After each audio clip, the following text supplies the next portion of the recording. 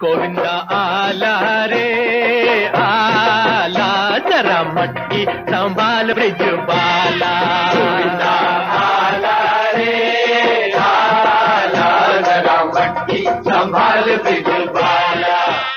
अरे एक दो और तीन चार संग 5 6 7 है ग्वाला।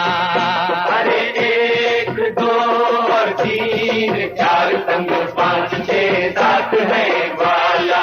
गोविंदा आला रे आला, जरा मटकी संभाल ब्रिज बाला।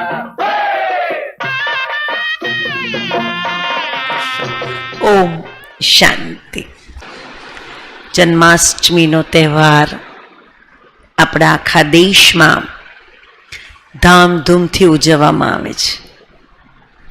કારણ શિવ બાબાએ આવીને શ્રી કૃષ્ણની આત્માને એટલી યોગ્ય બનાવી, ડાકોરના રૂપમાં, દ્વારકાધીશના રૂપમાં, જગન્નાથના રૂપમાં, અલગ અલગ રીતે નારાયણના રૂપમાં, અલગ અલગ રીતે આપણે તેના સંપૂર્ણ સ્વરૂપનું આવાહન કરીએ છીએ. આમ પણ કહેવાય છે કે કૃષ્ણના 2 માતા પિતા હોય છે, એક જન્મદાતા અને બીજા પાલક. પ્રકૃતિના આવા વાતાવરણમાં જ્યારે જન્મદાતા માતા પિતા દેહ છોડે છે ત્યારે પાલક માતા પિતા એને ઉછેરે છે. માટે 2 માતા પિતા બતાવ્યા છે, મૂકી આવે છે નહીં. વાતાવરણ જેવું હોય છે, કેટલું મોટું પરિવર્તન આવે છે. અને માટે જ કૃષ્ણનું બાળપણ અસુરો સાથેના યુદ્ધમાં બતાવ્યું છે.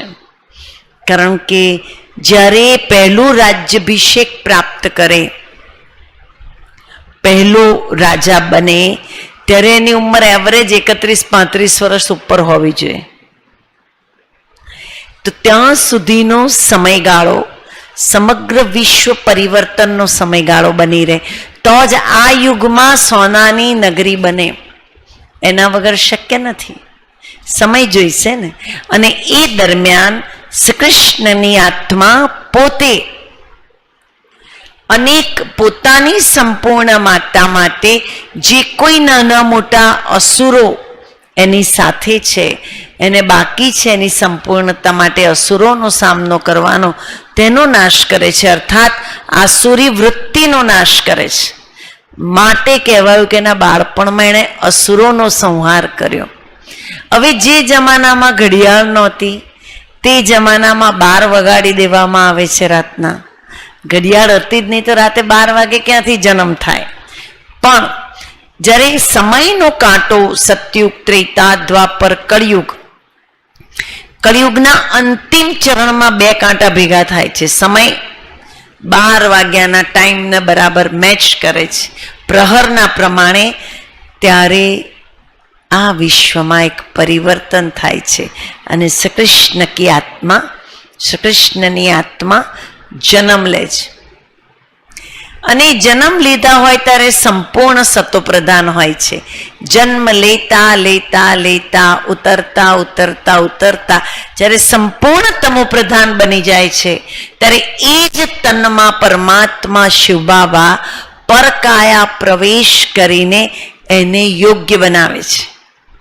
માટે એને કહું શ્યામ સુંદર. અને આપણે શું કર્યું? ચામડી કાળી કરી નાખી.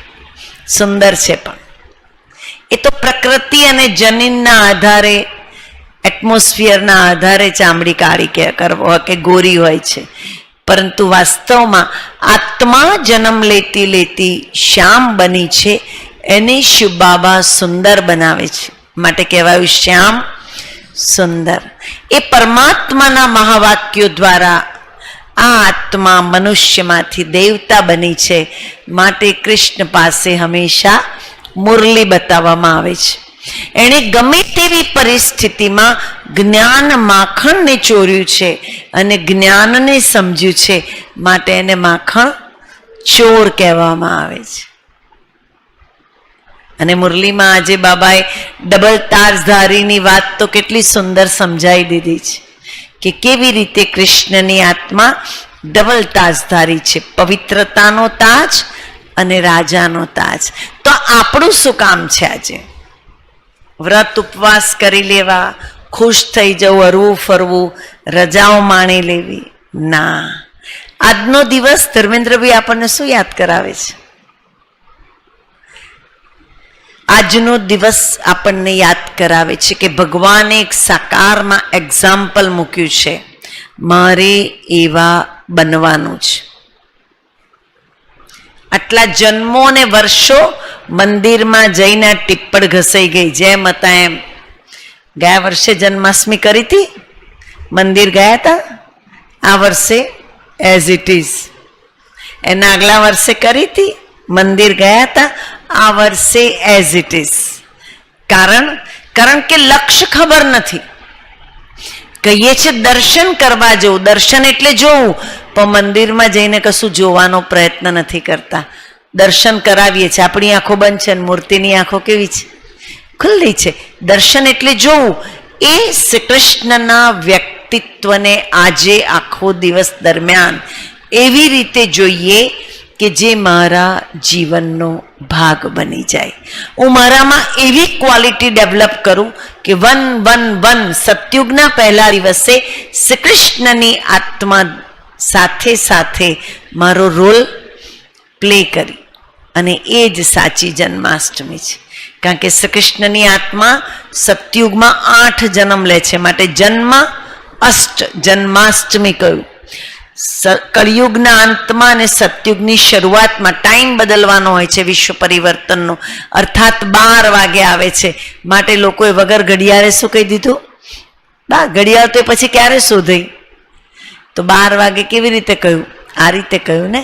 માટે આપણે કૃષ્ણને સમજીએ, શ્રી કૃષ્ણના જીવનને આપણું જીવન બનાવી દઈએ, આપણા જીવનનો ભાગ બનાવી દઈએ અને પોતાને તૈયાર કરી દઈએ. બરાબર છે? તો આપ સર્વેને જન્માષ્ટમીની ખૂબ ખૂબ બધાઈ અને જો પ્રકૃતિ શાંતિ.